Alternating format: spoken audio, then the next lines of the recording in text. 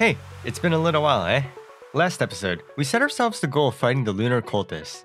But before we could fight them, there's 3 bosses that stand in our way. And if there's one thing I learned in the last few days, it's that the cultists are no joke.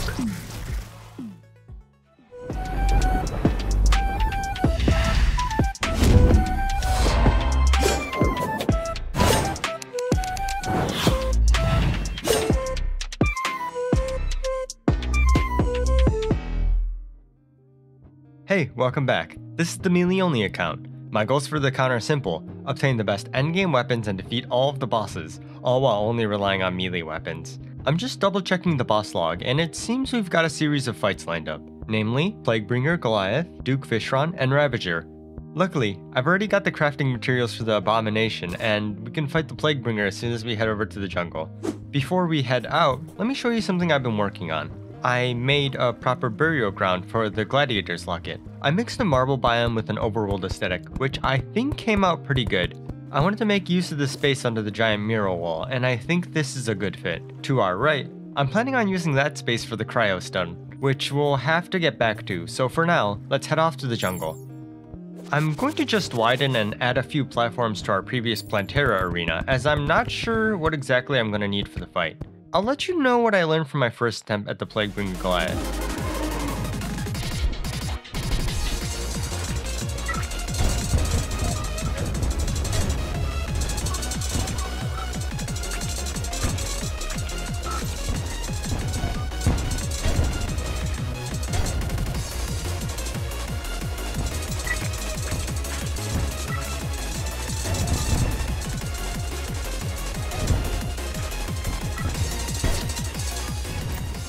So, explosions from minions can deal a good chunk of damage, but only if they explode next to you, so the bigger your arena is, the better. Killing the minions quickly is also another way to solve the problem.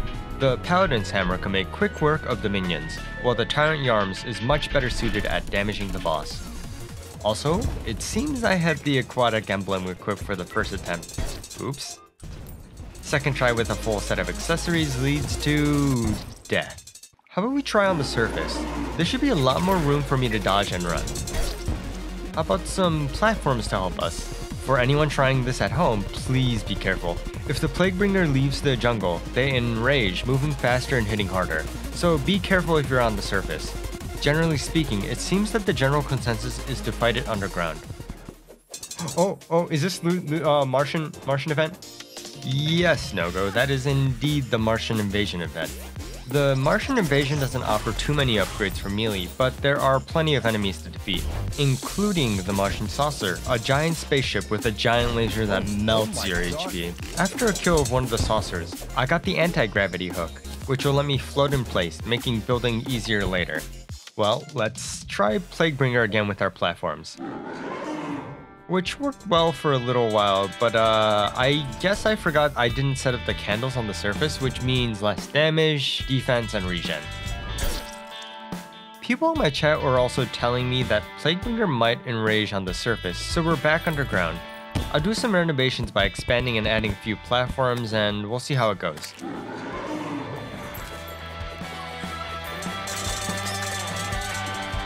Each attempt only got better and better. And a few attempts in, I managed to defeat the Plaguebringer. Here's the treasure bag, and I'm just looking at the list. I don't think there's any significant melee weapons or accessory drops on the boss. But I can make the upgrade to the Oathblade, the true forbidden Oathblade, which fires the spread of demonic slice and critical hits cause a shadow flame explosion. Nice. Okay, so next on our list is a boss everybody should be familiar with, Duke Fishron, which is a giant fish boss that harnesses the power of Sharknado. In order to summon the Duke, I'll need some truffle worms, which I think the NPC Truffle sells. Knogo in post here? Unfortunately, the Sea King is the one who sells the worms, which I won't find out about until later. So in order to get Truffle to move into our world, I'm gonna make the floating islands into a mushroom biome. Well, looks like they don't sell them. Let's just craft a few and hope it's enough. Here's Fishron. Dangerously fast charge attacks combined with shark tornadoes. If I charge into Fishron at just the right time, I'll dodge right through it, but only if I do. Each phase only gets faster and faster, so I'll need to be at the top of my game to defeat the Duke.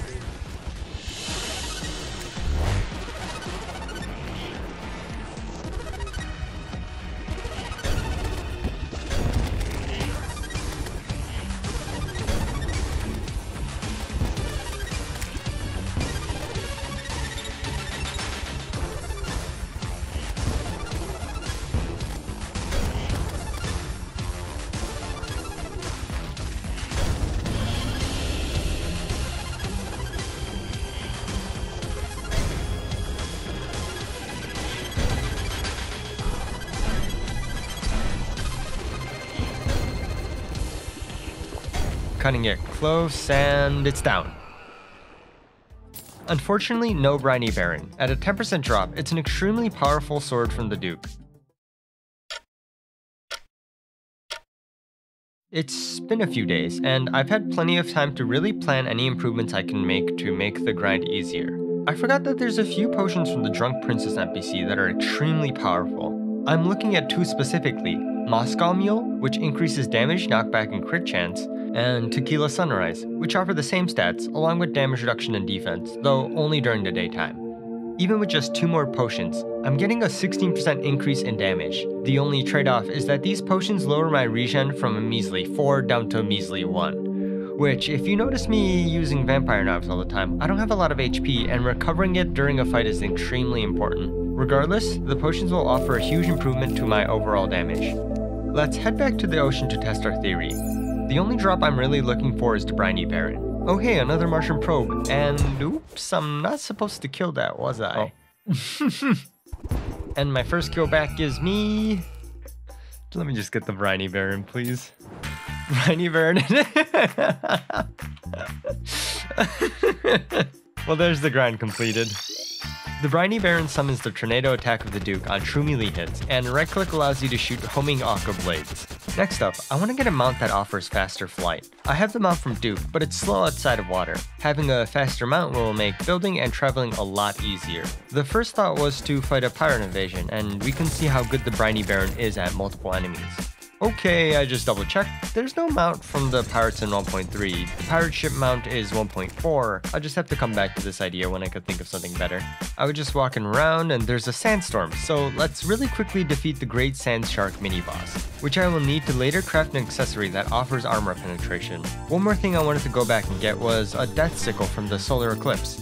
Combining it with the drops from the Plaguebringer, I can make the Soul Harvester, which throws scythes like the previous version, except that when enemies are at 10% HP, they explode and spread the plague, dealing massive amounts of damage. If I can get a boss to around 10% HP, it'll be a guaranteed kill.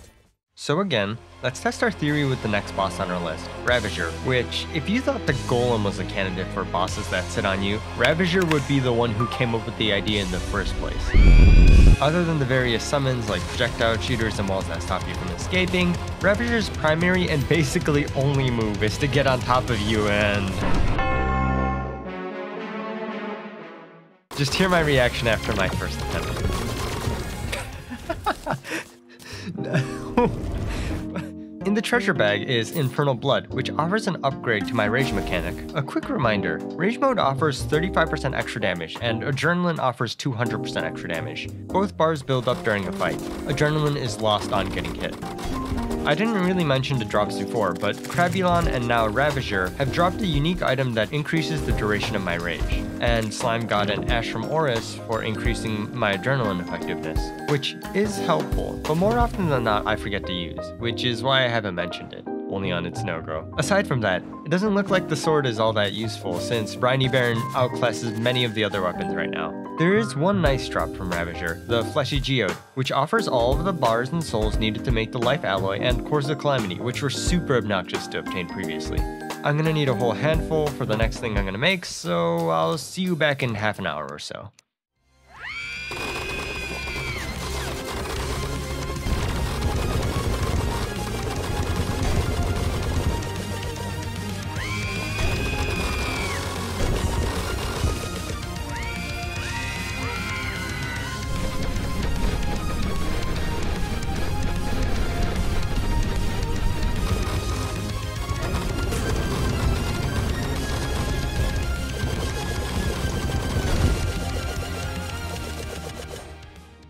Half an hour later, we're back with all the life alloys and cores we need, which I hope many of you can guess what I'm making next. Here's the Omni Blade, which I can only casually describe as shredding enemies. Nearly twice as much DPS as the sword drop from Ravager, so I'm as kitted out in my weaponry as I can be right now. There's one more thing I have to do before I take on the Cultists. It's time for me to finally make a proper shrine for the Cryo Stone. I wanted to make either a Viking shield or an ornament style of design in a winter theme, with ice blades adorning the structure to mimic the Cryo Stone. Feel free to leave any comments about any improvements I can make to this, but between this and the shrine for the Gladiator's Locket, I'm out of creative ideas. And with this, I have nothing else to do but defeat the cultists and race towards endgame.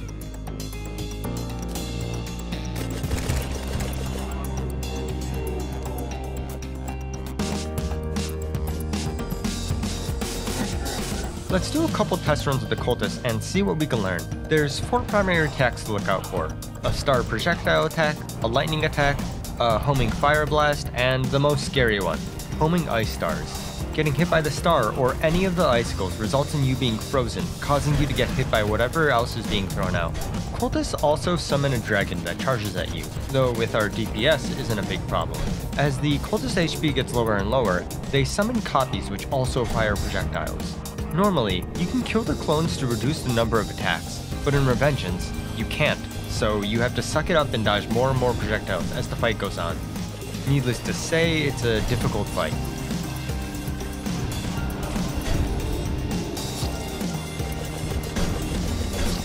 Three attempts in, I'm adding a few platforms to make my life easier flying around. Too many and it will be hard to dodge downwards. Too few and I'll have trouble dodging upwards.